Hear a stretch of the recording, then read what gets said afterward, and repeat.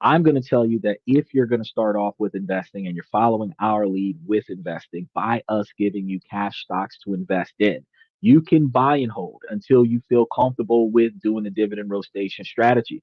Because buy and hold stocks, as long as you have possession of the stock, it will pay you money every ex dividend date, whether it's a monthly payout, a quarterly payout, semi annual, annual payout, because we've covered all of those recently. Um, if you are more comfortable with doing the dividend rotation strategy, buying when we're buying, selling when we're selling, you should be able to benefit from more quarterly stocks paying out. And as long as there isn't that much of a significant dip between when you bought in versus when you sold, you are likely to see a gain. You're likely to see a return. The difference between the stock going down, the ex dividend value versus what you bought in, would offset your profit return by the amount of dividend distribution. So if you're supposed to be getting 74 cents a share off the Zim stock and the Zim stock went down uh 2 cents a share, then instead of getting 74 cents a share, you get 72 cents a share. But if you've got 200 shares, you're getting 72 cents a share for 200 shares. So you just got to make sure that when I say sell, you sell. And when I recommend to buy, you figure out when you're going to buy.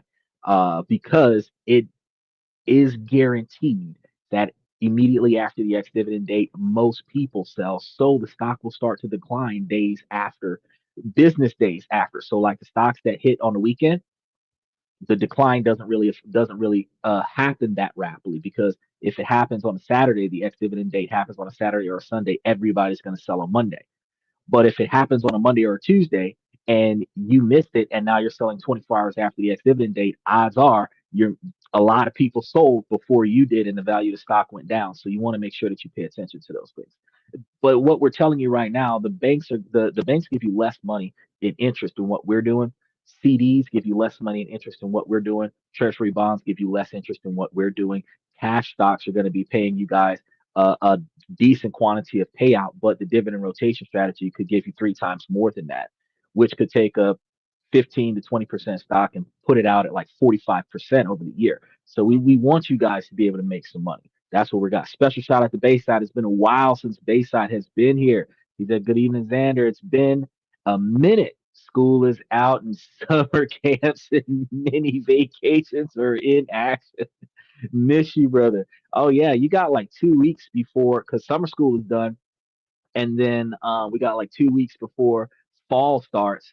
And then after that, we've got like a whole bunch of stuff that we got to pay for. Since Bayside ain't been here for a while, I got something for Bayside because Bayside's one.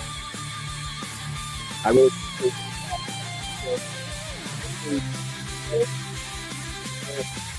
because I know that you guys are going through some family health issues and stuff. So I wanted to make sure that I take a little bit of moment to give you an extra special shout out because you've been one of the good guys showing us support for the longest period of time. I really appreciate it. So after we finish giving praise to Bayside, we're going to go ahead and move into today's topic about loans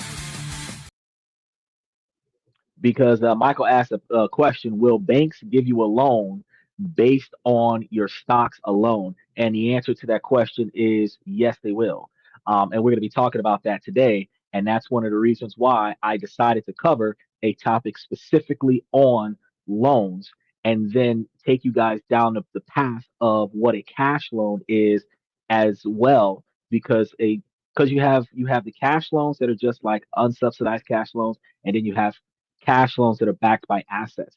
You can back assets like real estate or vehicles, but you can also back your assets like stock options, uh, um, ETFs, and other such things. And that's what we're going to be talking about today. So I'm going to give you guys some percentages of what the interest rates look like on the different types of loans. And then something I just found out that not a lot of people uh, paid attention to is that outside of the interest rates, the loans that are backed by your stock options could potentially give you like a line of credit that you can utilize to borrow at your leisure and then pay back at your leisure. And the only fluctuations for that particular type of loan is what the strike dates are on your stock. So if you're riding it on ETFs, they'll probably give you a longer payback time than what they would if you're doing calls and puts on the stock options. But we're gonna go ahead and get into that because there's a lot of stuff that I wanted you guys to cover today, and I thought it was fantastic. I have enjoyed the fact that while I would like to have more business going on right now, I've kind of got me like a 2 day, not a 2 day, a 2 week vacation kind of scenario where a lot of the people that I booked from Asia are taking a little bit of a sabbatical between now and the beginning of school, and then everybody's going to start booking for the next few months. So I'm like, I'll see a nice pay raise after school starts, but for right now, kind of got more free time on my hands. Michael says banks will give you 50 to 70% of what your stock value is. Okay, okay. Let's go ahead. I'm glad that you started there. I'm glad you started there. Typically, when you deal with real estate, they typically give you between 50 and 70%. Usually, the average is about 65% of your asset. The same thing when they're giving you loans on cars, they give you less than 70% of the value of the vehicle. If it's a brand new vehicle, they're going to give you more because you have more equity involved. But when you start talking about stocks, they typically have a valuation of how much they're going to provide you for those stocks, and they're going to provide a blanket in case the stock market goes down during the contract of the loan. So it's good to note that. See, I tell you guys, we come in, we start talking about money, and people who got knowledge come in and drop knowledge into the channel and provide us with a lot of stuff. But what if I told you that the wealthiest people in the world can get their hands on millions or even billions in cash without ever selling their most valuable assets? That's one of the things that we're going to be talking about today. And what if I told you that they do this while legally sidestepping the massive tax bills that would normally come with the kind of money that they're profiting off of, right? Most people think that to get cash, you have to sell your stocks or your real estate. Michael's been telling you for a long period of time, and so have I. Buy land, buy houses, hold on to the assets. You want to buy more assets so that you have more asset value. Uh, but not a lot of people listen.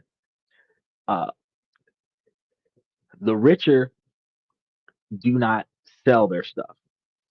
They're playing a completely different game. They borrow. And this single strategy is the key to how they fund their lavish lifestyles, buy new assets, and get richer at the same time, all while their original investments continue to grow, completely untouched. Now, I know this might seem shady and this might seem like some kind of back alley scheme, but it's a sophisticated financial strategy that's perfectly legal and hiding in plain sight, where the average individual who's spending more time on basically crap that has no monetary value after you bought it, you could be putting your money in places where the asset or the liability can gain capital gains or tax deductions in other situations. Still, it remains one of the biggest secrets separating the wealthy from everyone else. And that's one of the things that my podcast is about, is helping the average individual stop being broke and start being wealthy. Because in this capitalist country that we have right now, the things that have happened over the past 8 months, by the end of this 4 year term, if you haven't made yourself financially successful, it is unlikely that you will, because when this stock market stabilizes and everything starts shooting back towards the top, it is going to be your effort versus the world. The whole thing is going to revolve around one powerful tool, and that is going to be the asset backed loan. Like I said, chasing time to make money, and that's really, it's strange that we have grown up in a society, 95% of us have grown up in a society where we chase money to make money. Our time is not valuable to us. It depends on how much money you're offering versus how much we need the money at the moment the we are called upon, and that determines whether or not we're going. The more desperate we are, the less we're willing to take, and it makes no sense. We will work ourselves into the grave, into an early grave, so that we can chase the money, and we're losing time. We're losing time for that. And it's a whole different stock market because we're trading our time for capital gains that we inherently spend long before we get the money. So we're now robbing Peter to pay Paul, or borrowing against the stone, and then we're going to be trying to pay that back before they start trying to collect. Like I says, I'm going I'm going fishing. I got assets. That's how it's supposed to be, right? You should be able to sit on a boat somewhere off the edge of a pier or something like that and just relax and enjoy life. But understanding this is like getting a key to a different financial universe. It answers the great paradox of wealth. How can someone who can be worth billions of dollars be cash poor and pay almost no income tax? The answer is they've mastered the art of using their wealth not by spending it, but by leveraging it. Basically, I said that statement, Sandra, is so true. It pierces my heart every time I hear it. As a blue collar worker, it's he's Xander. Okay, it happens sometimes. Xander is so true. It pierces my heart every time I hear it. As a blue collar worker, it's so true. We don't value time. We work to make money rather than money make money. And the reason why that is because we were not taught when we were kids how to use money to make money. We were taught as kids to put in effort to get money. And that's where you can start by teaching kids that, by teaching them how to be useful in order to make money. But the next step is for instead of just showing them how to get money to spend, we were not taught the next step, which was how to take the money we got to invest in something that will make money for us so that we don't have to keep going out there originally grabbing that principle all over again. And it's not taught in schools, it's not taught in college. You learn it in business, you learn it during investing, you learn it during making mistakes. And some people never learn it. Some people spend their whole lives working to make the money to pay for the bills that they generated while they were working. Some people spend so much time at work, 65 to 80 hours a week at work, making money to pay for a lifestyle that they never get to experience. If you're at work 10 hours a day, 6 days a week, and when you do get quote unquote home, you're sleep, you never experience the living room. You never experience the backyard. You never experience the pool. If you have a two-story house, you might not know what the second floor looks like because you come in and fall asleep on the first floor, and then you get back up and you go to work. The people at the house benefit from the money that you brought in, but the kids that are at the house don't benefit from you because you're not there. You're at work the entire time the kids awake. You're at work, and when the kids are asleep, you're coming back in, sneaking in, trying not to wake up the kids, and you go to sleep. They might see you on your way in, or they might see you on your way out, but they very rarely see you, but probably once a week on your day off. And you're not even in the mood to spend time with them. Now you got kids growing up without the parents while the parents are in the household, and the kids don't know why. They just feel like that's just the way life is. But truth is that we were never taught to leverage the money that we make. And I got to tell you, I've been preaching this for the past like year now, that the wealthy individuals take all of their money and put it into their investments first, and then they live off of the dividends of their investments. So if you've got enough money coming in off of your stocks, whether it's 8% return, 30% return, and that money is paying for your standard of living, that is what you're doing it the way the wealthy are doing it. You put 100% of your money into your stock option is paying you, and then you're able to invest the remainder. And typically 30% of the money that's being generated for you should be going towards your standard of living. So the other 70% should be able to be reinvested, which allows you to be able to take 10 or 20% of the money that's being generated for you and use that money to be able to do things like go on vacations, buy new cars, upgrade your house, or whatever the case may be, which means that you're ultimately between your standard of living being 30% and your discretionary spending being another 10 to 20%, and that includes donating to the church and everything to that effect, you're still living at 50% of your income, where the other 50% gets reinvested. And we do not live like that. Most people live at 90% of their income. Most people live, some people live more than 90%. Some people live at close to 100, 120% of their income, where if you're late for work one day, or you get off early one day, or you're not qualified for overtime one week, that's the week where now you got to borrow money from a friend, you got to borrow money from a payday loan place, and that spirals you into a world of debt. You got to charge extra money to a credit card, can't afford to pay off the credit card, paying the minimum monthly balance. All of these things happen because we're living above the income level that we make when we're supposed to be living at 30% of the money that we make. And if our lifestyle, if our standard of living is that expensive, where we're living at 99% or more than 90% of our standard of living, there's two things we're supposed to do. We're supposed to find a way to increase the quantity of revenue that we're making, and we're supposed to lower the quantity of stuff that we're spending on that's not necessary.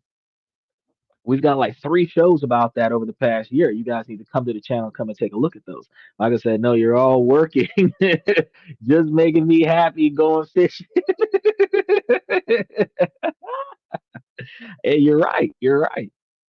But today we're going to be pulling back the curtain on the system about utilizing loans to your advantage. We're going to break down the exact strategy and the ultimately wealthy individuals use. And this is going to be famously known as buy, borrow, die strategy. And we're going to express that. We'll explore how they turn debt from a burden into their most powerful tool for creating more wealth. Bravo, he's showing props. Hey, look, Michael's 70 years old now. Mr. Welber is 70 years old now. He'd have been around the block like 30 years longer than you and I, Bayside. So he's been out there doing what he's doing. He's over here living off of estate sales. He's going out there to estate sales, picking up assets, and then flipping those assets onto the market and making back a substantially larger quantity of capital gains in comparison to his investment, which is a whole other way to gain wealth and socialize and network. I think he bought something and sold it to the person behind him and made $1,000 the other weekend. It's crazy. He didn't even leave with the product. He was just first dibs on it. He was like, "Oh, you want it?" That's crazy. And this we're going to be looking at the real world examples of billionaires buying social media companies to the more familiar world of real estate. And then the most important thing we're going to be talking about, we're going to be dealing with the core ideas that you can apply to your own financial life, even if you're not a billionaire. So, if you've ever felt like the rich are playing a different set of rules than you are, you were correct. And you're about to learn one of their biggest secrets. To really get the power of the strategy, you first have to understand that there are two different financial worlds. Most of us live in the world of the earner. The wealthy live in the world of the owner. Big difference. The rules, the mindset, and the results in these two worlds couldn't be more different. Think about a highly successful professional, say top surgeon. Say she's a high earner, making maybe 800,000 a year. By any standard, she's successful. But let's follow the money. That 800,000 a year income, which means she gets hit with the highest tax possible. After federal, state, and local taxes, a huge slice of that is gone before she ever touches it. With what's left, she pays her mortgage, buys cars, and hopefully invests, because some don't. Over the years, her stock portfolio grows. Then one day she wants to use some of that money, maybe for a vacation home or to help her kids pay down uh, something, put a down payment on a car or a house or something like that. To do that, she has to sell her stocks. The moment she sells, she triggers a taxable event. and has to pay capital gains tax on the growth. For an earner, every time you want to turn your wealth on paper into cash in your hand, you give a cut to the tax man. Y'all got to understand that. It's a constant cycle. Earn, tax, save, and then taxed again. And if you buy, you have a sales tax on what you bought. So you're taxed again. That's three times your tax. That's the world that most of us are living in right now. Now let's look at the world of the owners. The owner's main goal isn't to earn a high income, it's buying and holding assets that go up in value. And their wealth isn't measured by a salary, it's measured by the value of their stock portfolio, their real estate, or their companies. So they understand a critical idea that most people miss: the difference between good debt and bad debt. So here's a secret in use at real estate sales: put everything you want on a holding table as you looking for other treasures. People are looking at your stuff. Sell it at a profit since uh, I basically, oh, he's got more to say. That's a good way to do it though. Um, if you're bringing a bunch of stuff to sell, and put it up there on a table while you're looking around to buy something, everybody else is looking at your stuff in the estate sales, you would be able to sell the property that you brought with you and utilize that capital to go and buy other estate items that you would prefer to have. And that gives you a profit. You should be able to sell it for more than what you paid for it, and at the same time be able to use that profit to buy something else in the same situation, where you're now walking away with more money than you walked in with, and still walking away with assets, which that could be a recycled behavior. It is still somewhat of an earner platform because every time you make a sale, it is technically qualifiable as taxable income, but it is a way to make less stressful income because you don't have to deal with customer service, you don't have to deal with customer complaints. The product is either good enough to sell or it's not. But for the earner, debt is always bad debt. It's going to be the high interest credit card balances from the vacations, personal loans from the wedding, or a loan for a car that lost its value day in and day out. This debt is for consumption. You borrow money to buy things that make you poorer. And an unsecured personal loan can have interest rates from 7% to a staggering 36%. And you're paying a massive premium to have something today at the expense of your future wealth. For an owner, debt is a tool. It's good debt. Good debt is money you borrow to buy an asset that's expected to grow in value or produce income at a rate higher than what the debt cost you. That is a huge difference. So, like with the Tesla Cybertruck, now that Elon just announced this past week that all Teslas or allegedly most of the Teslas have autopilot.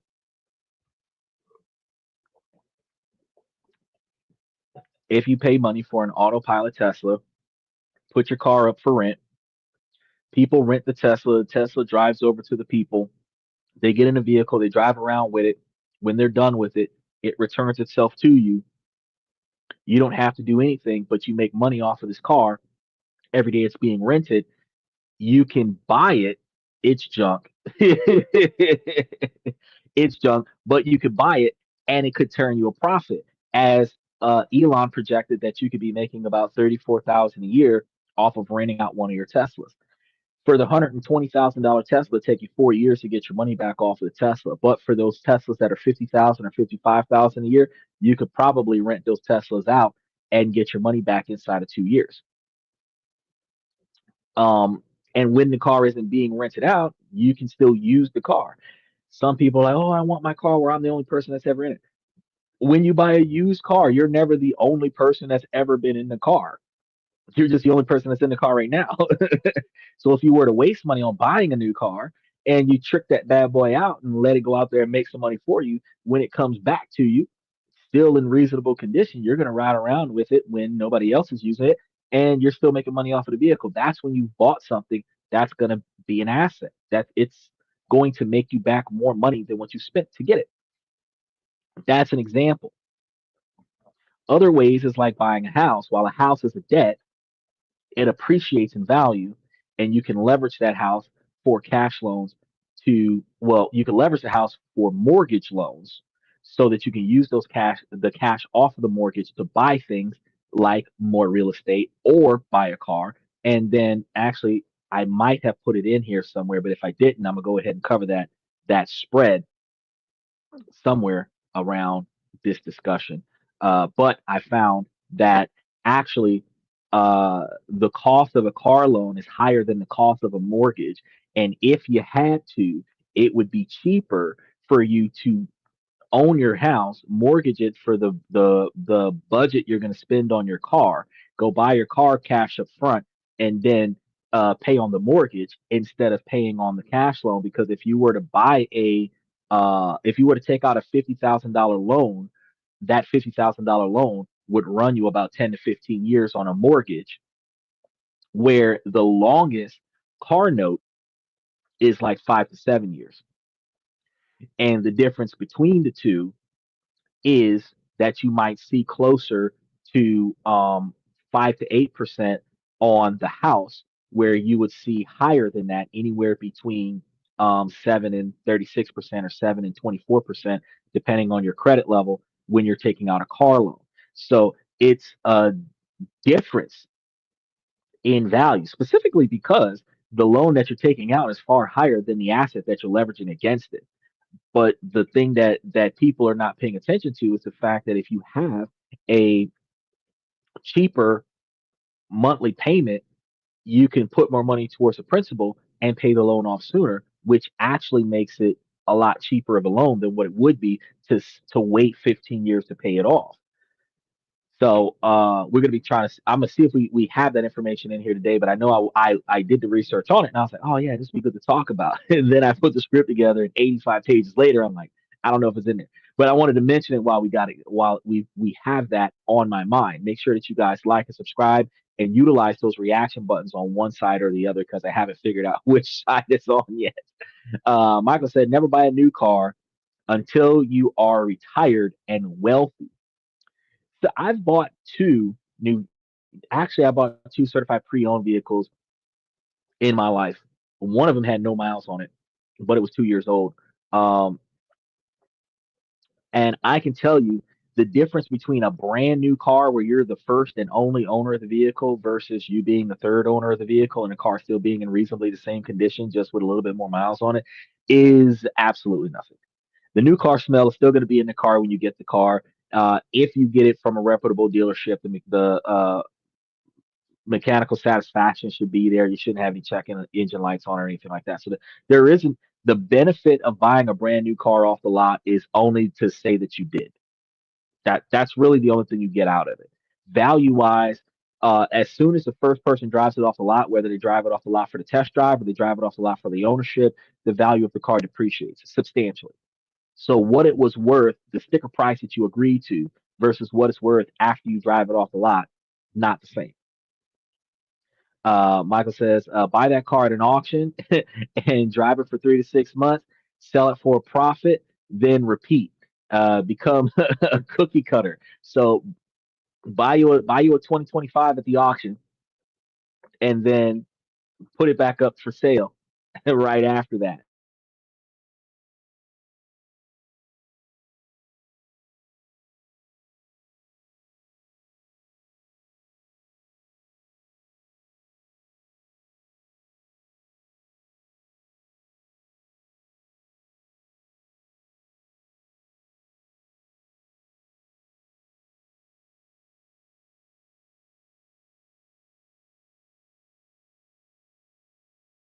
That's what I said. I said, hold up. I seen it coming. It's the same thing that happened the other day. And So I had pause on everything I was about to talk about because I was like, yep, it's about to flash out. We're gonna have to do a software update on this computer. Um, but as we were mentioning, this is the type of mindset shift that a lot of people are going through. So the wealthy doesn't see debt as a sign of being broke, they see it as a financial leverage. So they're not thinking about how to get out of debt. They're constantly thinking about how to get into the right kind of debt. While the earner works for money, the owner has their money, and more importantly, the bank's money working for them. They know you don't get truly wealthy from a salary. You get wealthy by owning things that grow in value. And the secret sauce, the accelerator, is using other people's money to own even more of those things. So, how do earners, how do owners get cash without getting caught in the earner's trap of selling and paying taxes? The answer is a special kinds of good debt. So the asset backed loan, which is what we're supposed to be talking about today, is the engine that drives the financial mechanism. And the concept is surprisingly simple. It's a loan that is secured or collateralized by an asset you already own. Because the bank has a claim on your asset if you don't pay, their risk is incredibly low. And when the bank's risk is low, the interest rates they offer you is much, much lower, which is why I told you if you were to get a $50,000 loan on a $500,000 house, your interest rates are going to be substantially lower than getting a $50,000 loan on a $35,000 or $40,000 vehicle that is going to only be valued at a 75% of its value, which means that you're borrowing more money than the asset. They're going to make you put down payment on the vehicle to cover the difference between the value of the vehicle and the unsecured portion of it. And then you're going to be getting hit with substantially larger interest rates. So we're going to take a look at the most common types of loans, and we're going to be talking about these throughout today's show. First, and maybe the most famous, is the secured backed line of credit, and that's the one that you were asking about earlier, Michael. The secured backed line of credit. So we're going to say that you're an owner who has spent years building a stock portfolio that's now worth about $5 million. You need $1 million in cash for a new business idea. The earner thinks I'll sell $1 million worth of stocks. The owner thinks absolutely not. Selling would trigger a huge capital gains tax, and that would permanently shrink that $5 million portfolio. Instead, you go to a private bank and ask for that SBLOC. The bank sees your $5 million portfolio as high quality collateral and offers you a line of credit, like Michael was talking about, up to about 70% of its value or $3.5 million of it. You just take out the $1 million that you need. And here's the most important part: the $1 million loan is not income, it's debt. That means it's completely tax free. So you got the cash you needed, and your $5 million portfolio is still intact, still in the market, and still growing. The interest rates on the loan are incredibly low, often just a little above big benchmark rates, maybe somewhere around 5% or maybe around 8% range, which is a tiny fraction of what you'd have paid for on regular unsecured loans. And it would also be a lot less than the taxation that you would have paid on the capital gains of moving $1 million around. You would be on the top half of between 30 and 35% taxation on moving $1 million around, selling $1 million worth of stock to turn a profit. These are the things that we discuss. Like I said, I'm the private bank. You know what's going on. Now, a close cousin to the SBLCs is a margin loan. They're similar since you're borrowing against your stocks, but a margin loans are typically used specifically to buy more stocks. Now, this introduces more leverage and more risk inside of the market itself. So, an SBLOC is more versatile and they're often used for things like outside of investing purchases, like buying a house, a business, or just funding your life. You could take that $1 million loan out and pay for your standard of living, reinvest it in the stock market, or buy you a house, buy you a car, buy you a vacation, buy a small city in a third world country, whatever it is that you're trying to do. And then the profits off of your stock portfolio, because if you got a $5 million stock portfolio, you should have a couple $100,000 a year worth of cash dividends coming into that stock portfolio. And a $1 million loan is not going to ask you for a $250,000 a year payout. $1 million loan probably going to be stretched across 5 to 10 years, 15 years, where they're probably going to be asking you for something closer to $20,000 a year or $50,000 a year, which is going to leave you with something close to $5 to $10,000 a month worth of payments. And if you're drawing back $250,000 a year and you're only having to take 50,000 of that and putting it towards the loan every year, you still have a $200,000 cash profit after you've paid on your $1 million loan. Think about that real quick. So you just acquired $1 million of cash that belongs to somebody else so that you can acquire $1 million worth of assets and still be able to have $200,000 worth of discretionary spending after you put $50,000 a year on that loan. That's the major mentality of when I told you guys before that the wealthy says that you are supposed to have 3 to 10 times more capital coming in than the money you're about to spend. Makes more sense, doesn't it? If you're about to spend what will cost you $50,000 a year and you're making 250,000 a year, it doesn't hurt. You always got it. But if you're trying to leverage the top half of it, never knowing what life is going to throw at you, you'll be in a situation where you will tank before you gain. And that's something that not too many people think about. The third thing is, and this is most relatable, versions of asset-backed loans is a this is going to be one that you're probably really familiar with though, because we talk about the real estate loans. This is a lot of what people get used to. When you get a mortgage, you're using an asset-backed loan, which is your house, and that's going to collateralize the loan. The wealthy just take this a step further with things like a cash out refinance or a home equity line of credit, HELOC. So imagine that if you bought a property for $1 million 10 years ago, and today it's worth $3 million, you have $2 million in equity just sitting there. So you can go to the bank and refinance the property and pull out about $1.5 million out of your $3 million valued house that you only bought $4 million in cash. Again, that's a cash loan, so it's not a taxable income. So you're just unlocked a huge chunk of your on paper wealth and turned it into spending cash without selling the asset. All the while, the property keeps appreciating.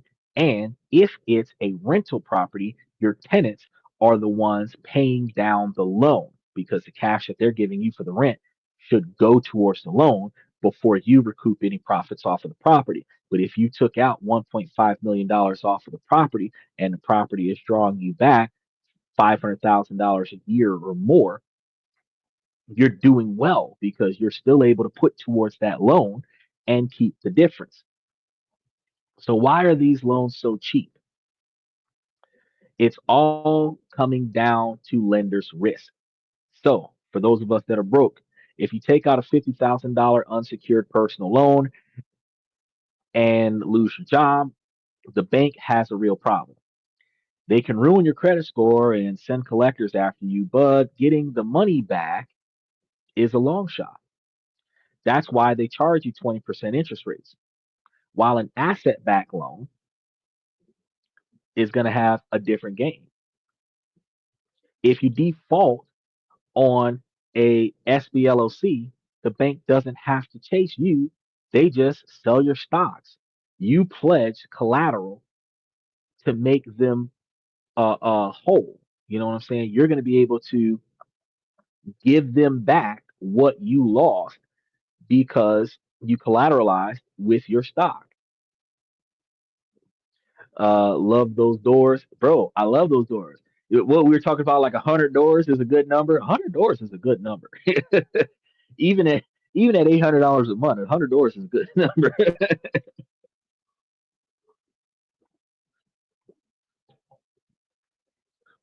But not a lot of people are thinking about that. Even when I talked to my dad about it, he was like, "Oh yeah, take extra money and go buy a bunch of real estate." And I'm like, "Man, gotta buy real estate, but you gotta buy real estate in a way where somebody's managing the property for you and you're still turning a profit. You do not want to have to be the person going door to door trying to collect the rent. You would do better actually leveraging fintech, giving people the opportunity to log into the website of your business and pay online instead of you having to chase them down, which puts the money directly into your bank account even faster, still having the property managers manage the property. You get to keep the difference between what they're using to balance the budget versus what you get to keep after they've balanced the budget. And then all you have to do is exist. But because you own the property, or if you're smart, your trust owns the property, or your real estate business owns the property and the trust owns the real estate business, something to that effect, you're able to, because you're in control of these assets, able to leverage the property for capital gains in order to use that. Well, not capital gains because it's a loan, it's not a profit, but you're able to use it for capital to use towards buying more assets to expand on the business that you have. He says 500 doors is even better than 100 doors. Property management companies. Oh yeah, exactly. And if you can build your own property management company, that'd be fantastic. But it's easier to take something that already exists, pay a nominal fee, put them into the work because everybody's got to eat. So instead of being greedy, you go ahead and put everybody to work. And that's what the rich people say. What property? What property? Exactly. Now, when you default on a loan that's backed by your stocks, they just sell the stocks that you pledged as collateral and they're going to make that money back. So for them, the risk is almost zero. The security is what allows them to offer you such great terms. So this is how the wealthy operate in different financial realities, living off the low interest tax free debt while their main assets grow in the background. So year after year, untouched by the tax system, the that governs everybody else, these guys are able to maintain their wealth and maintain their assets and expand on their their net worth. Now that we understand the tools, let's put them together into the master strategy. So this is going to be the 3 steps process that is so powerful it has its own famous name, the buy, borrow, die. The phrase perfectly captures the multi-generational wealth machine the rich have perfected. It's not just a clever name, it's a literal instruction manual. The entire strategy is built on one foundation, which is you. You must own things or put it into a trust where the trust own things and not just anything. The first step is to buy appreciating assets. So when you're buying appreciating assets, you're buying things that go up in value. So year over year, this item will increase in value. That is appreciating assets. Cars depreciate in value, laptops, printers, clothes, shoes, jewelry depreciate in value. The more you wear it, the more it goes down. The more you use it, the more its value goes down. Even a $50,000 Rolex watch is not worth $50,000 in 10 years because of the wear and tear on the watch. Diamonds missing, other such stuff. The fact is that you got to buy things that appreciate in assets. So you're going to be buying things that are expected to increase over time, like stocks, income producing real estate. So you do want to have one homestead that is your primary place to be. That one is not going to generate actual revenue, but it can be leveraged to gain other assets. All of the other real estate that you collect should be income producing real estate. In addition to that, you want to have stake in private businesses. Now, this is going to require a long term perspective because it's about shifting from consumer mindsets to an owner mindset. And this is you're going to tell the difference between whether or not you have people in your group that have the owner mindset or the earner mindset. The earner mindset is going to be trying to figure out how to get everything done themselves. The owner mindset is going to be the individuals that is going to put more effort into automating the system and then having other people operate it for you. Because the owner doesn't put in manual labor. The owner is not grinding at the stone every day. The earners are doing that. The earners are the ones that turns the wheels every day. The earners are the ones that turn on the lights and unlock the doors every day, the ones that clean everything up, turn off the lights and lock the doors every day. That's the earners. The owners get paid for the work that the earners do. Think about that. Michael said, buy, borrow, die. Never heard that term before. You learn something new every day with me, Michael, 7 days a week. He said, your home is your van while you start to make money. If you ain't got nothing but a van, that would be the reason why you would buy a van. If you bought a van, took out all the seats in the back, put your mattress back there, you can live in the back of your van. True to life. Live in the back of your van. That's not what I'm recommending for you, but you could. Because you took all those seats out, the vehicle is lighter, so that means it's going to save money on gas, but all you're paying is for car insurance and a parking space. That's it. That's it. But if you were trying to live in a house that you own and then or you're financing it and then you're expanding on your wealth and then you're going to buy off your house or leverage your house to buy another house, and now your tenant is paying for the mortgage, where the two houses are collateralizing one loan, and the tenant is paying for that loan. Now you're not paying for your house anymore. So whatever you're doing to make money has nothing to do with paying for your house because your house is paid for by the tenant for the other house.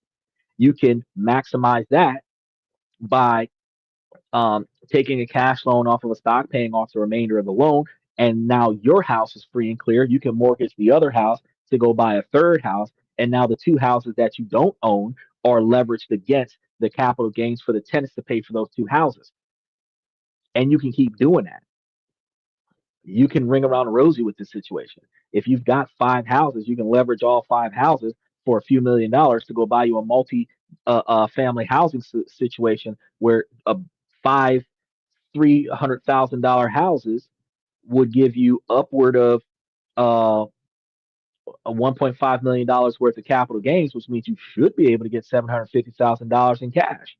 $750,000 in cash is perfect to leverage towards a $1 million house, to finance a $1 million house, which would give you the capabilities of walking away with a $1 million house and might not a house, an apartment complex, $1 million apartment complex, where that apartment complex might actually be able to cover the whole $750,000 a year loan between the five houses and the apartment complexes. It will all be covered.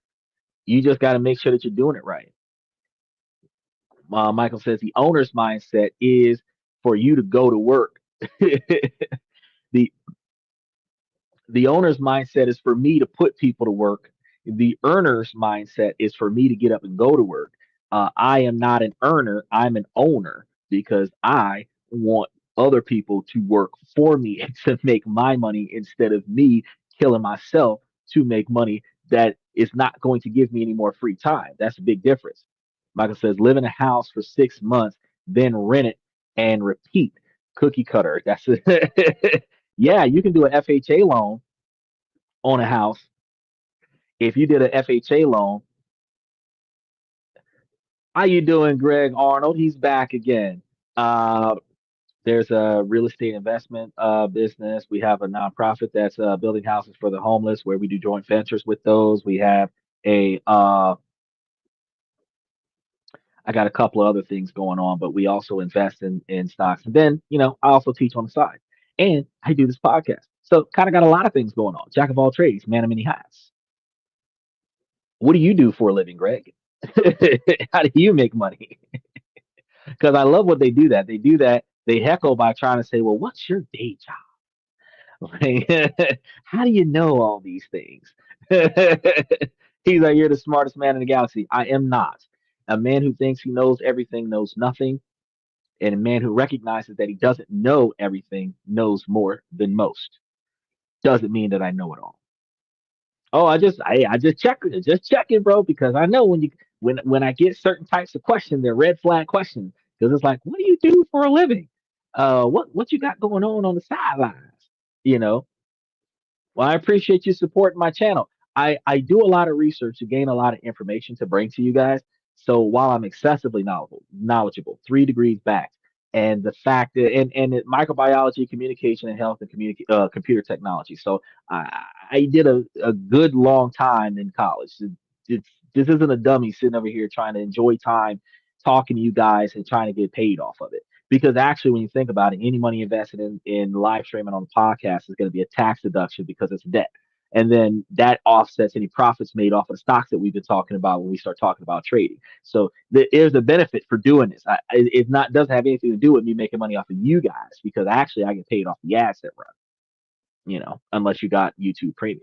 Or for those of you that are watching me on Twitch or Twitter, it's about what the platform gives me just for being here. But that's not nearly as much as what I would get if those people who benefit from what I'm doing actually value my information and donate to me the way they donate to the church. Then I'd be able to cover the cost of the platform from the people who respect the channel, the way Bayside has donated to the channel before, and so has Reese Martinez. A man who knows everything is a fool. That is correct. That is definitely correct. But I learn a lot of things. And then after I learn a lot of things, what I do is I utilize critical thinking. Things that I've learned from before, partner with things that I'm learning, can give me the ability to have foresight for things that I'm going to do in the future. Now, what I also do is I don't just assume. I go back and look at the local laws and where I'm about to perform that action to determine if what I'm about to do is legal, because that's going to be the next big thing. You want to make sure that what you're doing is legal.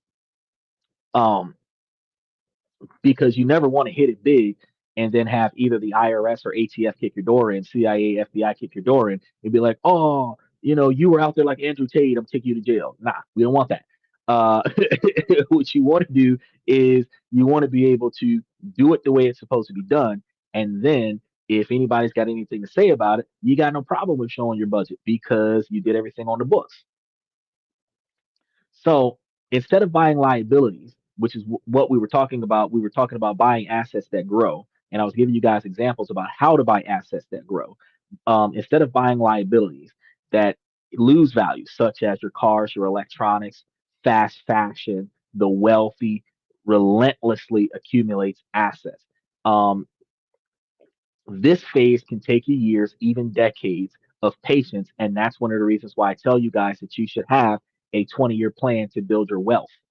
A 20-year plan to build your wealth, even in our 40s, if we're starting now in our 40s, and 35, 40, 45 years old, if you're starting right now and you're doing your 20-year plan, by the time you are 60 to 65 years old, you should have close to $1 million in your portfolio somewhere. If you're putting away everything you don't need, you should have really close to that. And along the way, if you need something, if you need something, and you leverage your stock portfolio to cover the cost of the asset that you need to acquire, now you're shopping smart because you're not going to just go and get the most expensive G-Wagon on the lot to say I walked off with a G-Wagon, because as your dumb ass is riding off the lot, the dealer is like, I just made commission off of selling that fucking G-Wagon. You know, uh it's not benefiting you. But recognizing that you could leverage your stock portfolio for like $10,000 and go and buy you like a 2015 something or other that will get you where you got to go. It's a 10-year-old car, but fuck, that car is blue book value what it's worth when you buy it. If you got to do something to it, you tinker with it, you own it though. And a $10,000 cash flow is easier for you to pay back. Think about that. Um, so let's follow a hypothetical entrepreneur. And over 15 years, if she builds a successful business and invests her portfolio into a diversified portfolio of stock and even some real estate through patient investing and compounding, her assets grow to be worth something close to $10 million.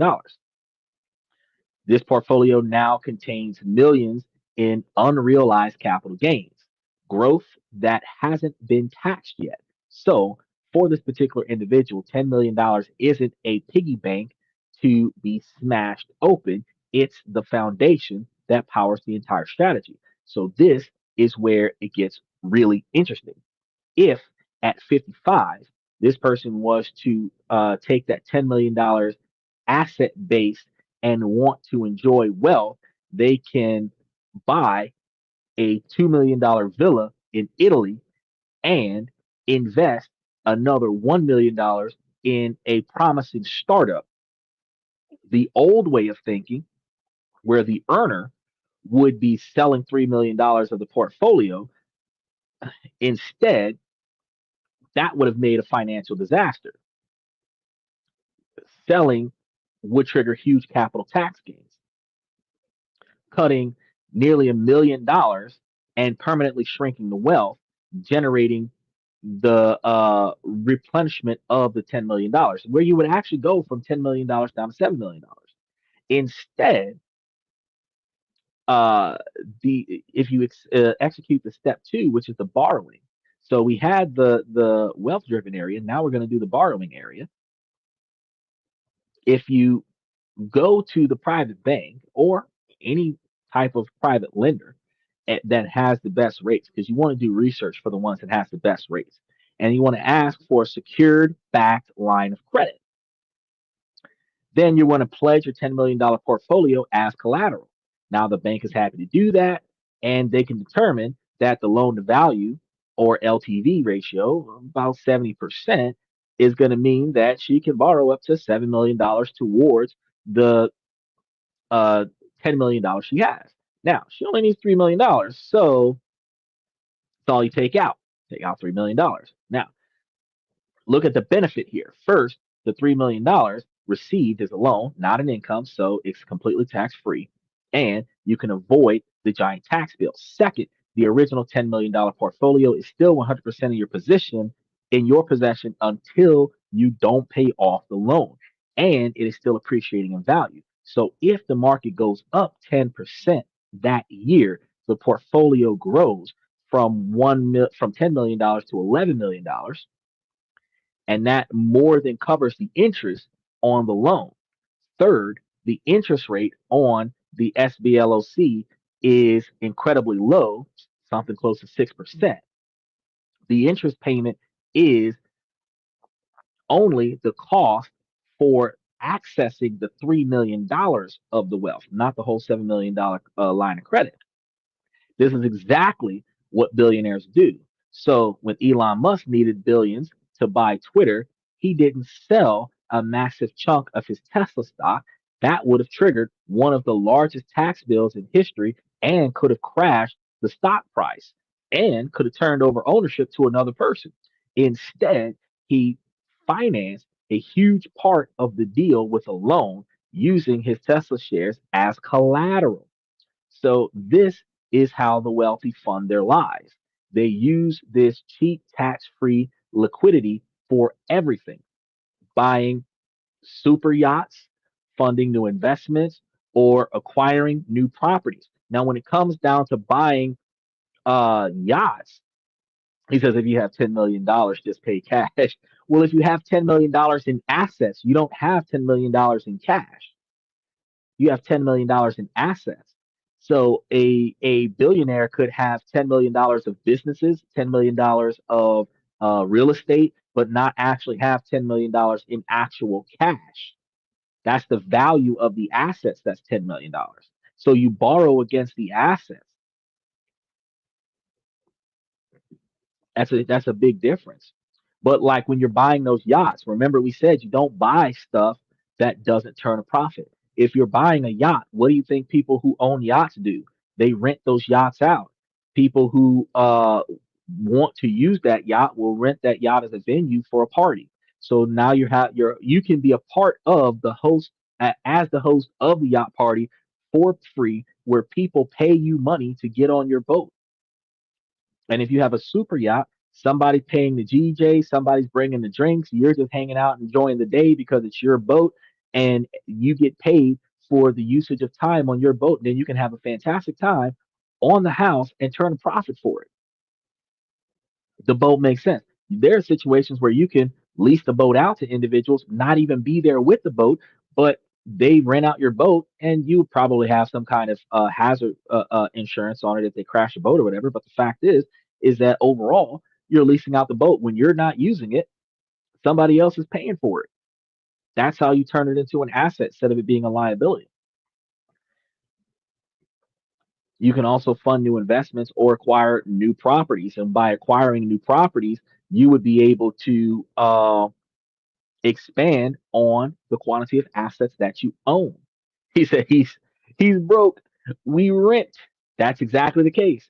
Stay broke. You don't own shit. Matter of fact, you don't even own the house that you live in. You rent it from the business that you own.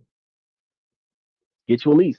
Because if the LLC owns the house, the LLC can have a lease to you for possession of premises where you have primary possession of the house. And then you give money to the business to rent the house, and you still control the business. You still control the house. Can't nobody come and take the house though. Cheaper to rent a boat instead of owning it. You're right. It is cheaper to rent a boat instead of owning it. But somebody owns one somewhere in order for it to be rented. And the person who owns the boat can rent it out to a large number of individuals and turn a profit on the possession of that boat. The individual who owns the boat for the sake of owning the boat, it would be cheaper for them to rent the boat for the rare occasions that they want to use the boat. But the person who owns the boat, who don't need the boat, can rent that boat out regularly to other people who wish they had a boat and turn a profit off of the boat being gone. Then, on a rare occasion when nobody's using the boat, that person can get on the boat and enjoy the boat themselves because it's just stuff. Now, they're basically borrowing at a low rate of, say, 6% to invest in an asset that they think will return much more, getting richer off of the bank's money. And I talked to you guys about this a plenty of times when I talked to you guys about the SBA loans. When SBA loans changed for the education, I was telling you guys about using those student loans. The student loans that are currently 4 to 7%, and some of them are subsidized loans that are deferred until graduation until the laws change in, if I remember correctly, July of 2026 when it comes down to the second tier loans, not second tier loans, the master's degree and PhD level loans, the professional education loans, the post grads. If you're taking undergrad loans and you're using those undergrad loans that are capped in interest rates, and you put that into something that's getting 2 to 3 times more interest rates back in comparison to the actual loan, you could leverage cash loans for a large enough profit that when you get out of the college that you're going to and paid off the uh, uh, loans themselves as a tax write off until they stop doing that, you now have the principal, which is free money. And if you have a loan that does have interest rates on it and you have cash stocks that are paying you dividends that far exceed the original loan, you could pay the loan itself, and the difference between the loan that you owe versus the profit that you're making is money in your pocket. And the loan that you're paying for the student loan is a tax deduction, which is less taxable income you have to pay for. Michael says, I'll buy that boat at an auction. Well, of course you would. But then you own a boat and then you could rent that boat out. So you can buy it cheaper and still serve the same purpose of turning you a profit. It's only a liability if it doesn't earn you money. Now, the last step might sound grim, but it's the key that makes this multi generational wealth strategy the thing. It's the ultimate tax loophole. So let's go back to the original individual where they lived in a fantastic life founded by the borrowing against the growing portfolio. Then this person never sold the original assets, never paid the capital gains tax, and uh, all of the values have grown. Now, at 80 years old, this person passes away. The portfolio, which started at $10 million, is now worth $20 million. They still have an outstanding loans. So let's say like $5 million against it. The children inherit the estate. You might think this is where the IRS finally gets its money. The $20 million portfolio has an original cost base of maybe $2 million, meaning there's an $18 million untaxed growth. And if the kids sell it, they should face massive tax bills, right? Wrong. This is where the most powerful provision in the tax code comes into play. The stepped up basis is what this is called, is when an heir inherits an asset, the original cost basis is erased and stepped up to its fair market value on the date of death. So for the children of the original person, the cost base of that $20 million portfolio is no longer $2 million. Their new cost basis is $20 million. And the 18 million dollar capital gains that piled up over the entire life of the original person has legally been permanently wiped away for tax purposes. So the children can sell the entire $20 million portfolio the very next day and use that money to pay back the $5 million loan and are left with $15 million in cash because their cost basis was stepped up to $20 million. So their taxable gain is zero and they pay absolutely no capital gains tax. That's the final move: buy, borrow, die. So you buy appreciating assets, you borrow against them tax free to live your life and then make new investments. Then you die and your heirs inherit the assets with new cost basis, wiping out a lifetime of capital gains tax. It's a perpetual wealth machine and it's all perfectly legal. One of the things that the wealthy also do is put these assets into trust, like I've been talking to you guys about. We have quite a few shows that cover trust. So if you want to know about trust, you want to go into the YouTube platform and type in something about trust, and we got a bunch of shows about it. How to set them up, which countries are the best ones to invest in those types of trust, non-residential trust, tax-free countries, and then make the heirs beneficiaries of the assets of the trust. So when somebody passes over, the trust goes into somebody else. The beneficiaries get the benefit from the trust because the trustee will is a third party that makes sure that everything gets handled.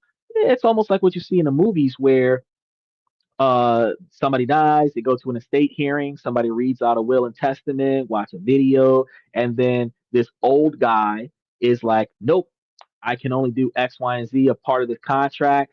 This is what your parents or your grandparents told me to do, and this is what I got to do no matter what. That is a trustee. And that can happen with the entire estate in a trust. So the millions of dollars could go into this particular pool and rotate it out, and then the dividends paid out to the beneficiaries would be the capital gains that came off of buying and holding assets or selling assets under the trust. Now, there's a whole nother ball game of stories talked about for those trusts. Michael was saying an average, it takes 20 years to pay off your student loans. Right. But if you borrowed, um, the average student is borrowing about $70,000 worth of debt from college before they quit. But some of the higher level students are doing like $200,000 or $250,000 worth of loans. Now, undergrads are typically close to 100 grand. If out of that 100 grand you only needed 60 for the standard of for the educational person, probably only needed like 40 towards the education, and the other 60 went towards your standard of living because they cover room and board when they give you your loans. And you're able to take that 60 grand and put it towards something, and it's up there. You're in college for usually 150% of the degree, so you're probably 6 to 8 years in the college. You had 40 grand in the stocks for 6 to 8 years, appreciating in value. When you do graduate, that 40 grand is 90, 120, $260,000. It's not millions of dollars. I mean, if you're doing a dividend rotation strategy and you're getting back 168% interest every year off of it, then you might turn $40,000 into like $500,000. But even if you did, you got $500,000 worth of stocks when you graduate from college, you pay off the 70 grand that you borrowed, you still got $430,000, which has no debt tied to it. Leverage cash loan to pay for something else and take the cash dividends off of the stocks and pay off the cash loan. And every time you pay off a debt, it boosts your credit score. When you pay off a student loan, it boosts your credit score. That's the craziness about it. Michael says that's 20 million. I gotta spend because it's capital gain. But if you got $20 million to your name, or if you got $20 million to the elder's name, and then you liquidate those assets, and now you have $20 million of cash, you should put that $20 million of cash into $20 million worth of stock options that pays you the highest quantity of values, where you can then take the profits off of that. Because if you're getting 20% interest back off of $20 million, you're getting $2 million for every $10 million that you invested.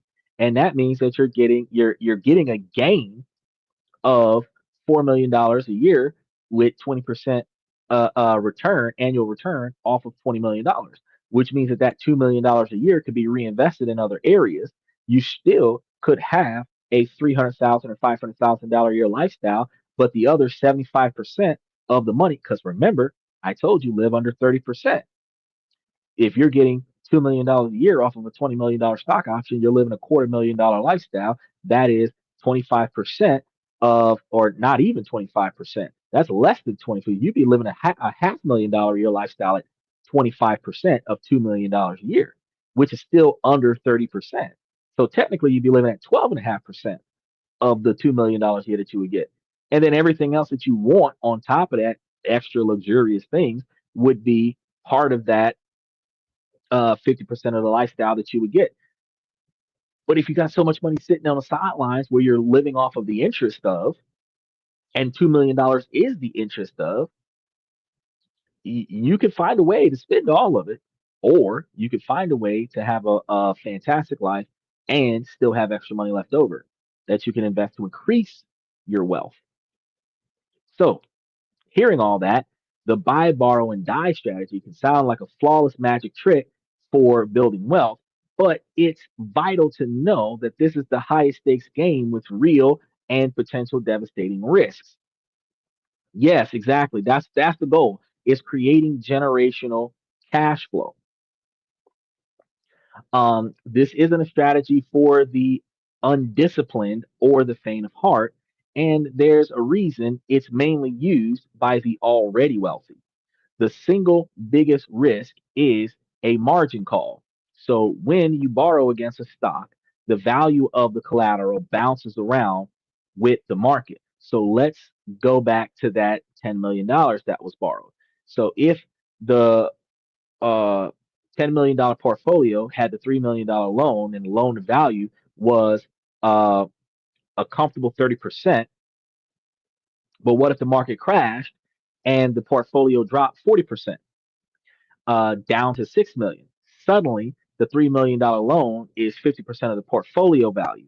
So the bank's safety net is shrinking and they're going to get nervous. So they will issue a margin call and demand that she immediately fixes the situation, where she has two choices: either add more cash or stock to the account, or the bank will start force selling her assets to pay down the loan.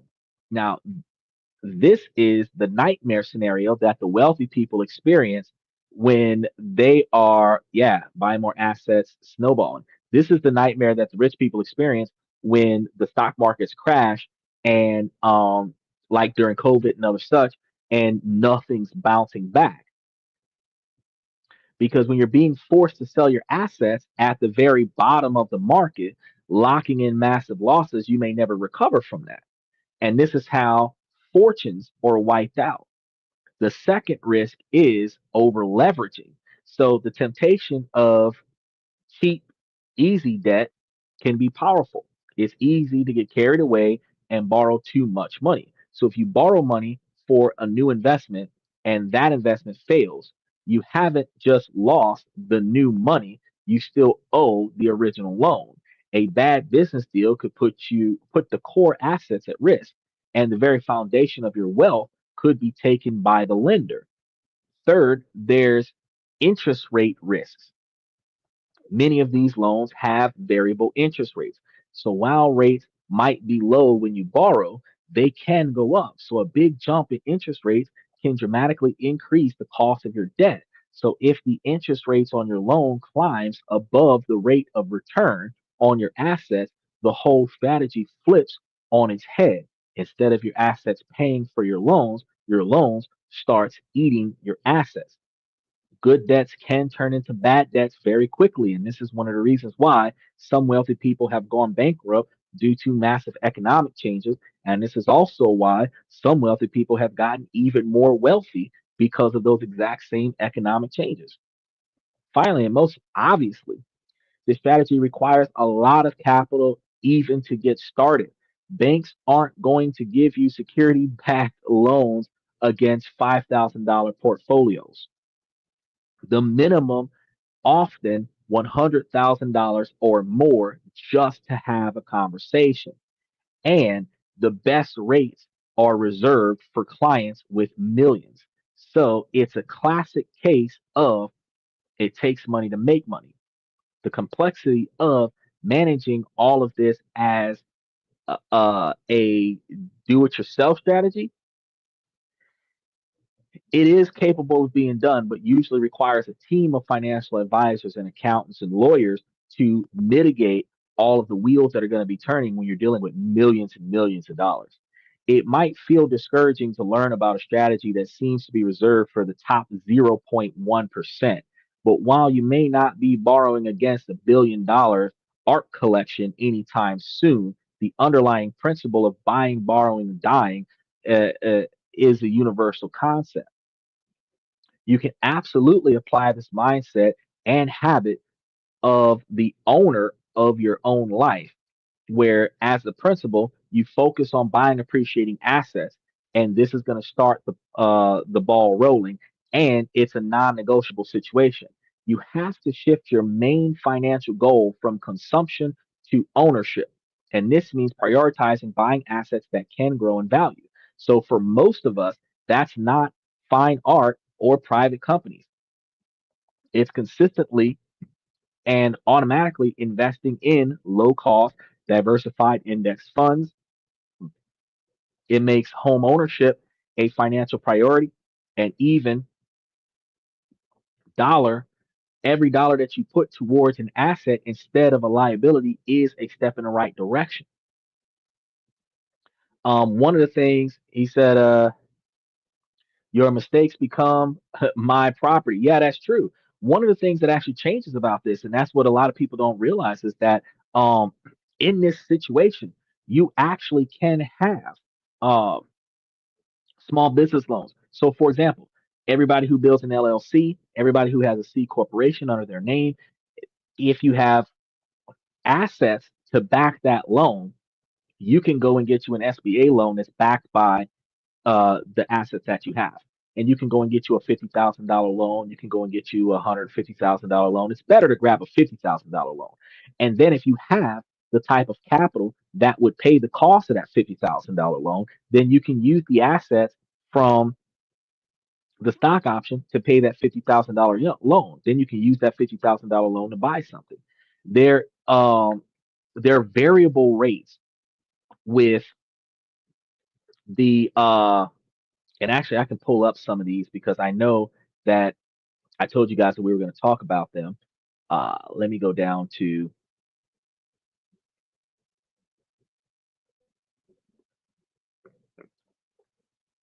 there we go. So, for example, an SBA 7A loan, anywhere between $25,001 to $50,000, has a 14.5% prime rate and goes as low as 7.5 to 7% interest rates. A You have the fixed rates for that one, and you also have the variable rates for that loan.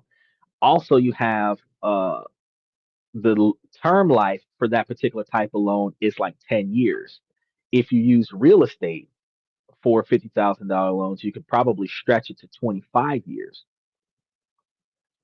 For many non-real estate use, so if you're using that SBA loan for real estate, like renovating a house or something to that effect, then they could give you like 25 years to pay on that $50,000.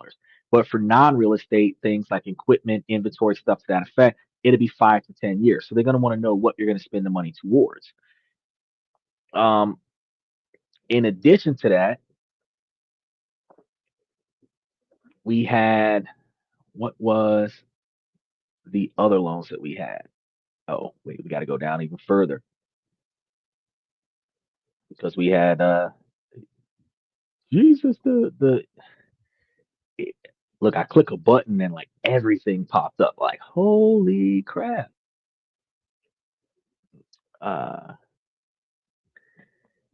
So we got to go all the way back a couple weeks,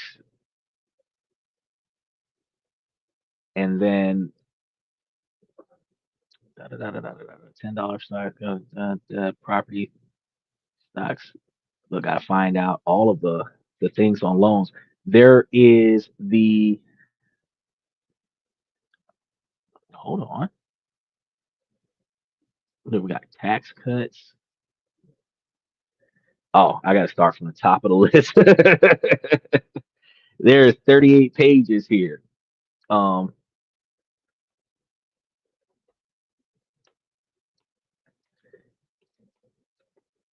See, I said I had it up here, but I don't know where it went.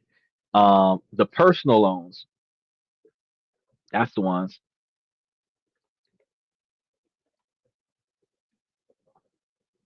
We're gonna go into those real quick because I want you guys to have that information for yourself so that you can compare the difference.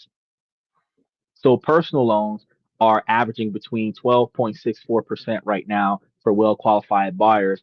Then you have top lenders that are starting as low as 6%, 6.49%, and they're going as high as 35.99%.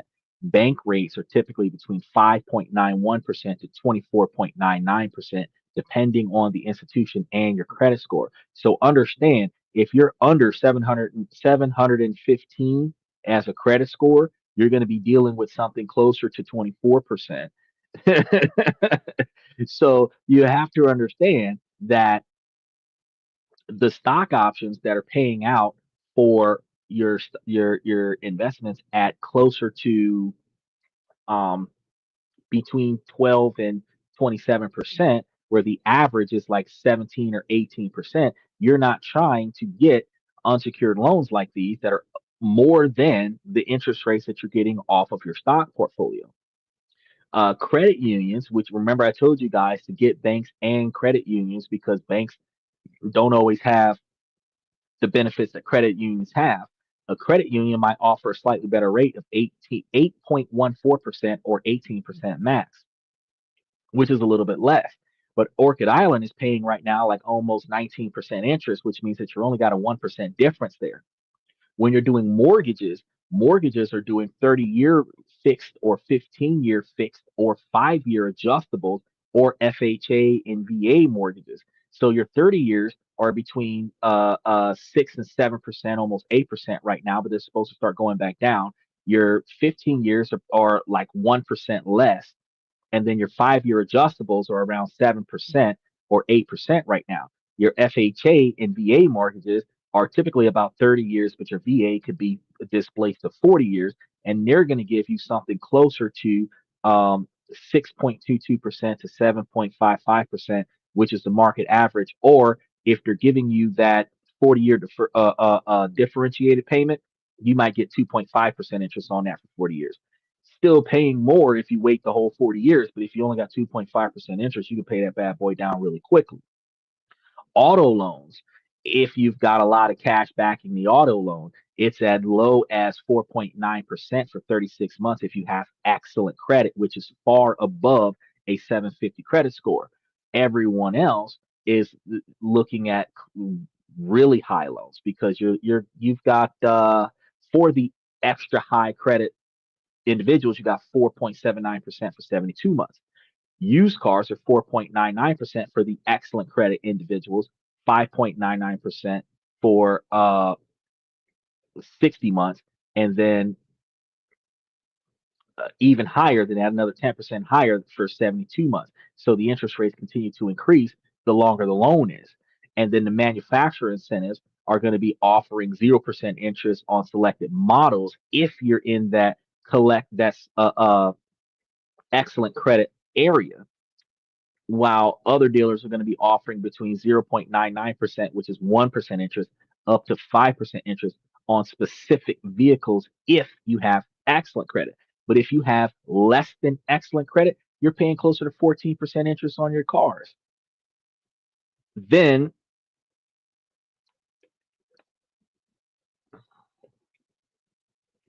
you have the other loans that we were talking about doing, like cash loans, where you're looking at 5% interest. You're looking at other loans like, hold on, hold on, cash back loan.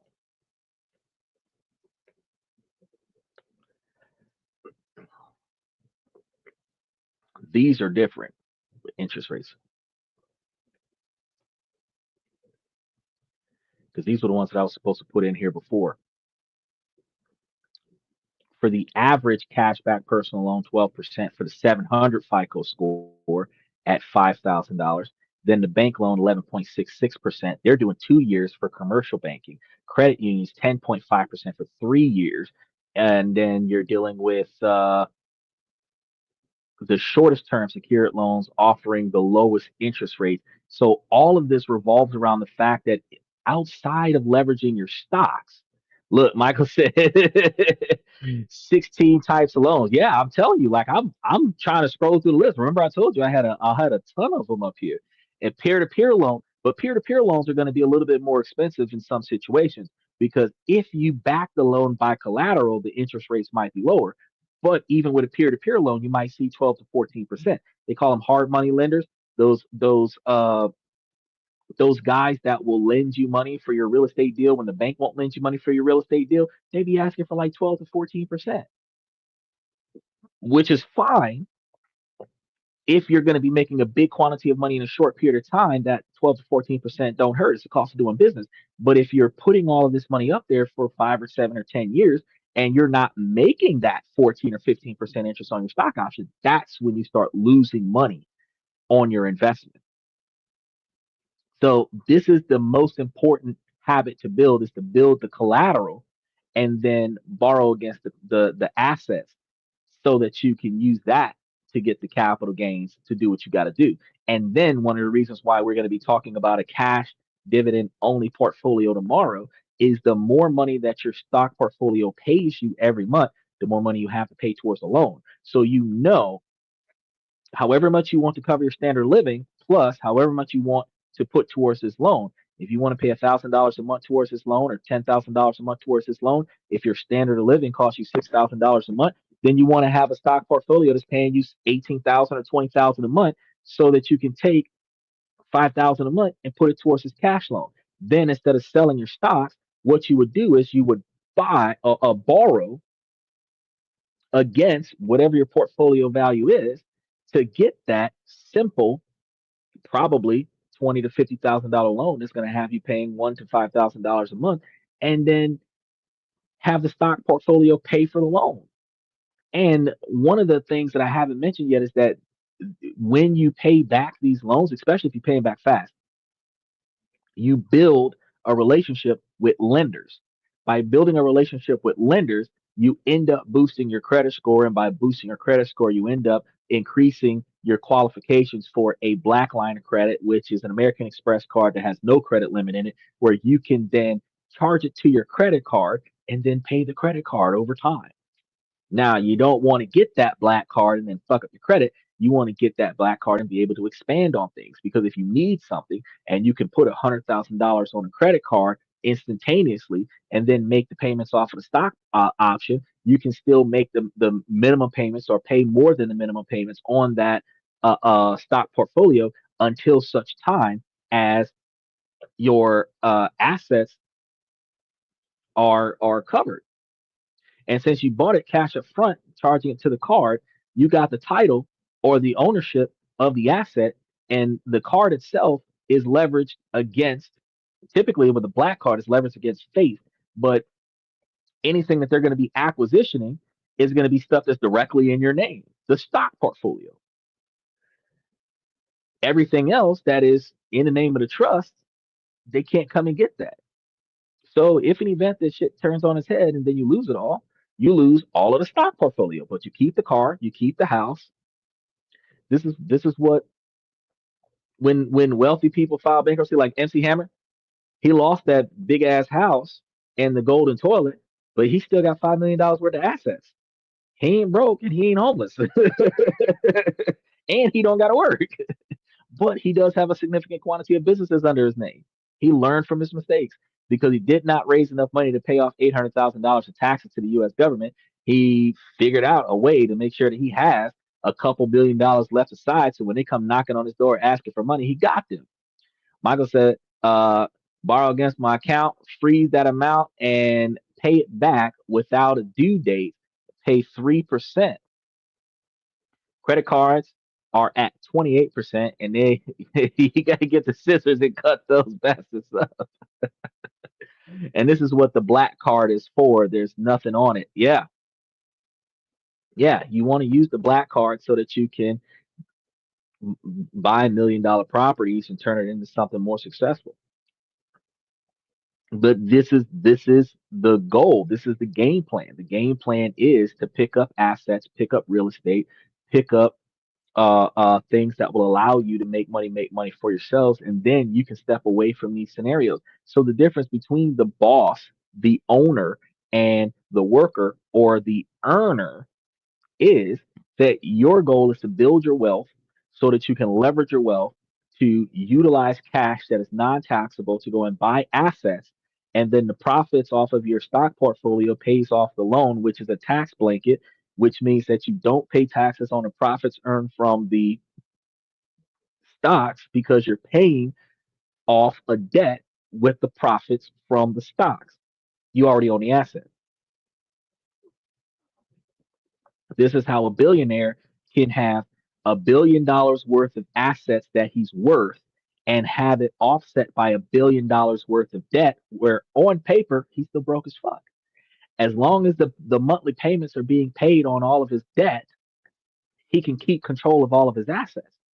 But when his debt is gone, his when his assets are not able to pay for his assets are gone to make his debt gone. It zeroes out. So you want to be able to have accessibility to your portfolio and leverage it effectively. So the journey to $1 million per portfolio is going to be where you're going to start with the first $100. Oh, he says, when people see a black card, they act differently. Oh yeah, and you know what's funny? No genuine credit card gives you a legitimate black credit card.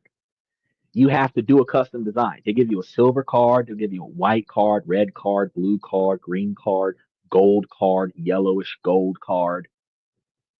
But like the legitimate black card from American Express, no credit card company runs it like that.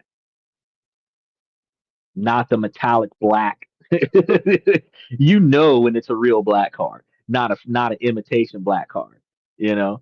And they act different. They act different. When you walk to the register and you pull out a black card, it's like, so people think that because it says platinum that, oh, I got a platinum card, because platinum you think is expensive. But platinum means poor. The platinum status is the poor status. So, you don't want the platinum status, you want the gold status.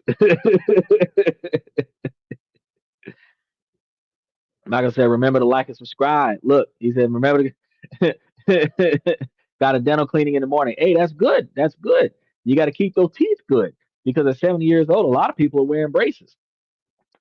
Now, real quick, we've got a couple other things we're going to be talking about. Number two, you want to make sure that you're using your good debt strategically. So the average person that has to utilize this fantastic form of good debt is going to be leaning on things like the mortgage.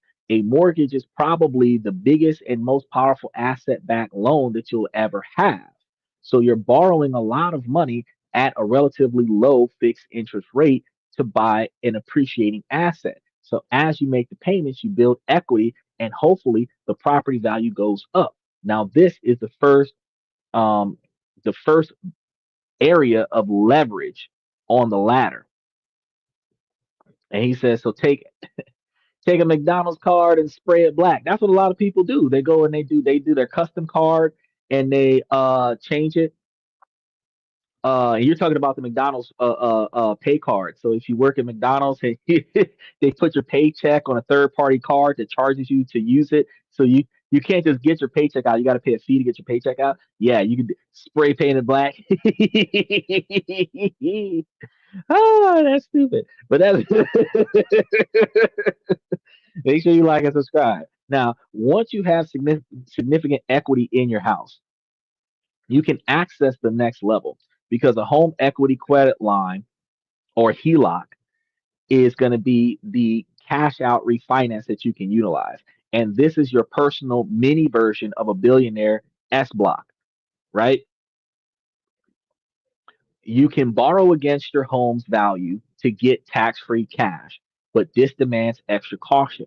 Using a HELOC to fund a vacation is a terrible idea. That's bad debt. You don't want to do that. You want to put your home at risk for compensation. You don't want to do it for consumption. However, using that cash strategy could be good debt if you move it right. For example, using that HELOC for a major renovation could increase the house's value. You could use it to pay off high interest credit cards, swapping bad debt for good debt, or you can move financially savvy and you can use it as a down payment for the first rental property under your belt, as we talked about a couple hours ago. So the key is using the money that you borrow to get something of greater value than the amount of money that you're borrowing with interest. So if you got a $300,000 house and you borrow $150,000 against the house, you're trying to aim for $175 to $200,000 return on your investment, because that $175,000 is probably going to tax you about $15 to $20,000 depending on how long that money is sitting out there. You want to think long term and redefine your relationship with debt. So the biggest lesson from the wealthy is to play the long game. They don't panic off of short term market dips. They don't buy uh, uh, things that don't have value. They only buy and hold quality assets for decades. So you have to adopt this patient view. Second, you have to fundamentally change how you see debt. Stop thinking all debt is evil. Instead, learn to categorize it. Is this debt for consumption or is it for investment? Is the debt making me poorer or is it helping me buy an asset that will make me richer? The goal is to kill bad debt while strategically using good debt. You want your assets to be working harder for you than you're working to pay the interest on your loans. By internalizing these three principles, buy assets, use good debt wisely, and think long term, you're adopting the owner playbook. You're moving from the world of just earning to a world of owning. And that is the true path to financial independence. So the secret playbook of the ultra wealthy isn't some impossible, complicated trick. It's a simple three-step strategy. You want to buy, borrow, die, and leave it for your kids. They focus on buying appreciating assets. Then they use those assets as collateral to borrow tax-free cash at the lowest rates, funding their lives and new investments while their original wealth keeps growing. Finally, thanks to the stepped up basis rule, the past that um, wealth that they leave to their heirs legally earns a lifetime of taxes on that growth. It's a powerful reminder of a core truth in our financial system. It is far more rewarding to be an owner of capital than a high earner of income. So you can make a shit ton of money and stay broke, or you could put away a large quantity of money and get rich. The system is built to reward capital, not just labor, which is why I keep telling you guys that we have to navigate ourselves away from being laborers and navigate ourselves directly towards being earners. Knowing this shouldn't be frustrating, it should be empowering. Understanding the rules of the game is the first step to playing it better. While the scale may be different for you, the principles of owning assets, using debt strategically, and thinking long term are available to everyone. Because, like I told you guys, you have SBA loans, you can get small cash back loan or cash backed loans. You can get uh, equity loans in different areas. You just got to talk to the lenders. If you're going to be coupling your credit score with your assets to borrow the loans, for one of the first things you want to do while you're putting away all of this money to build up your portfolio, you're fixing your credit score, getting it as good as you possibly can get it. Then when you're satisfied with it, especially if it's over 720, then coupled with your great credit score, you can walk into a cashback loan scenario and either get a larger quantity of money for a reasonable interest rate or whatever it is that you're looking for at the lowest possible interest rate. And that gives you the ability to put that money in a location where you're going to make more money than you're spending on that loan. So if you want to learn more about financial strategies, the wealth they use to build and protect their fortunes, make sure that you guys hit the notification bell on the upcoming shows that we have over the next 7 days, because tomorrow we're going to be talking about that cash only dividend stock portfolio. That's going to be a very thick conversation.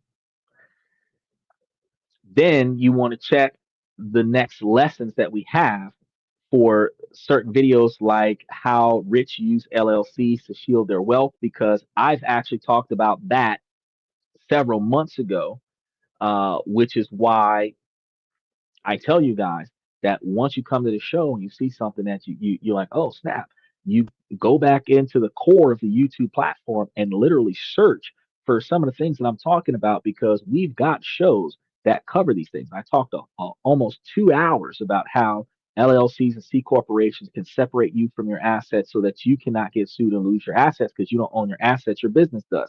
How having your assets, having your business owned by trust, so that if something happens to you where legal action comes against you, You don't own anything. Your trust owns it.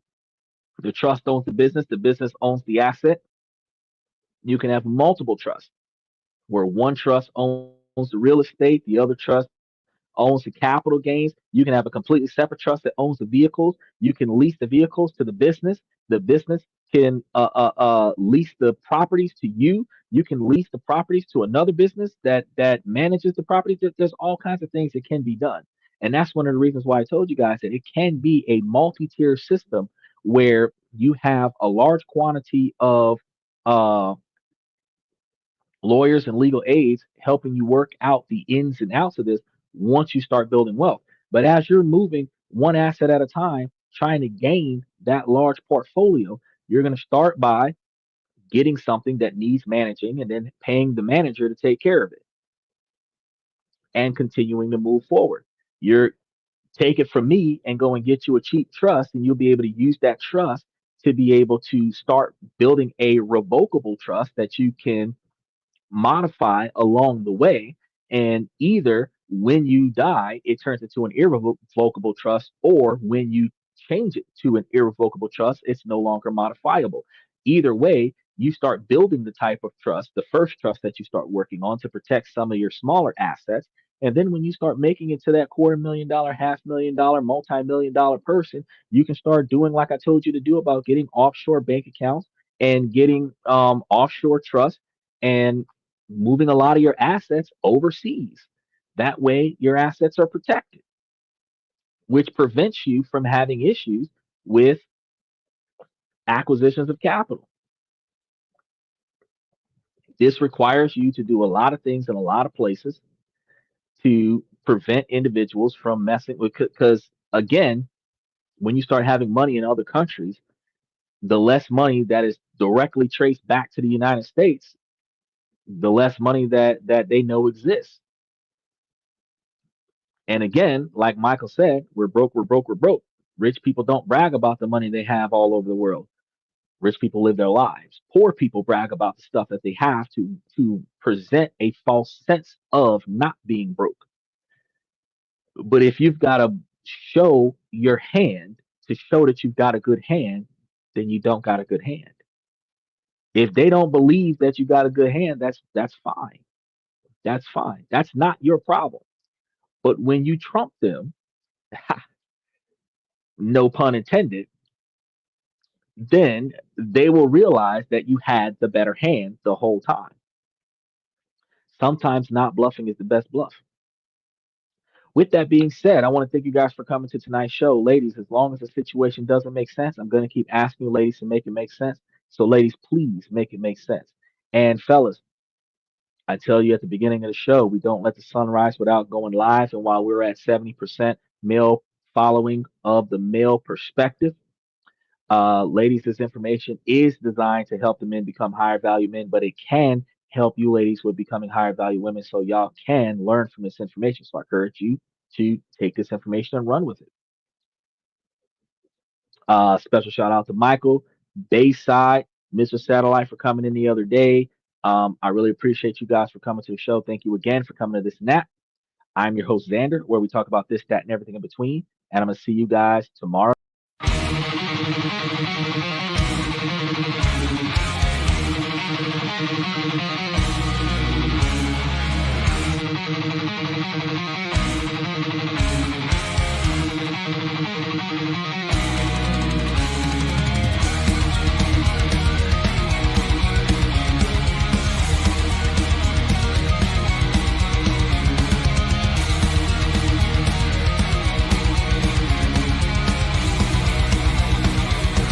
Higher ground.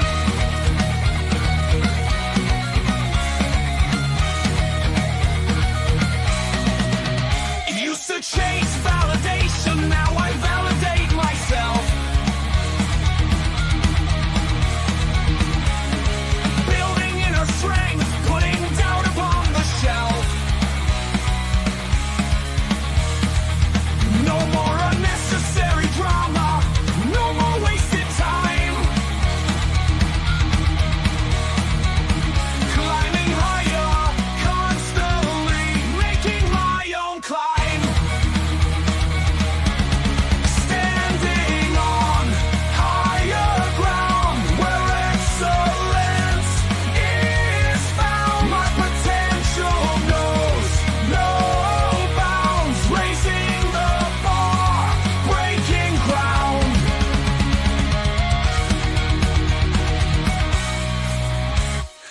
network is my net worth. Choose your company wise. Surround yourself with eagles, not with sheep in disguise. Every interaction is a reflection of my brand. Quality over quantity, that's my personal command.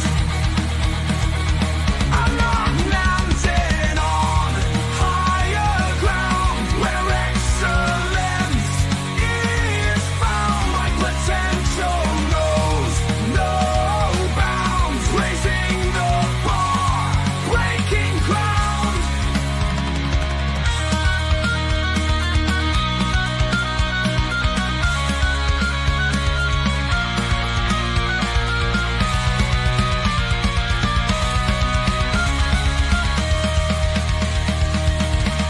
I'm not just living, I'm manifesting my vision, cutting through limitations with surgical precision. My expectations are my compass, my respect is my shield to mediocrity and chaos. I will never